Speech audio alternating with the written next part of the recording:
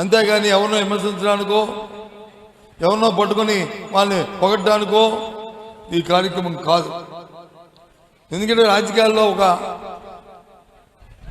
చట్టబద్ధత ఉండాలి, ఒక కమిట్మెంట్ ఉండాలి. అంతేగాని మైకి నా చేతిలో వచ్చింది కదా అని ఇష్టం వచ్చిన మాట్లాడి అని సాంప్రదాయం కాదు. ఎందుకంటే ఇప్పుడు చెప్పాడు తిరక్కు ఏమని మేముంటే అది చేస్తామని ఇది చేస్తామని నువ్వు అనుకుంటున్నావు కానీ తిరక్కు ఏమీ చేయలేరు.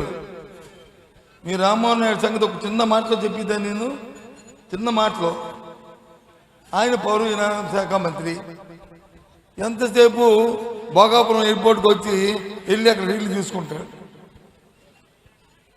భోగాపురం ఎయిర్పోర్ట్ ఎవరిదండి?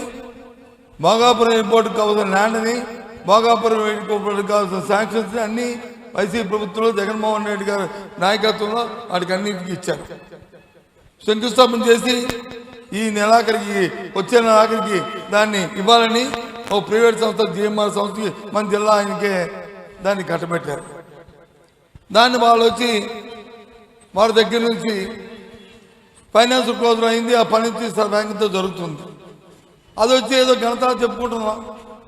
కానీ అతనికి సంబంధించిన శాఖలో విజయవాడలో ఫ్లైట్ దిగుతావు, వైజాగ్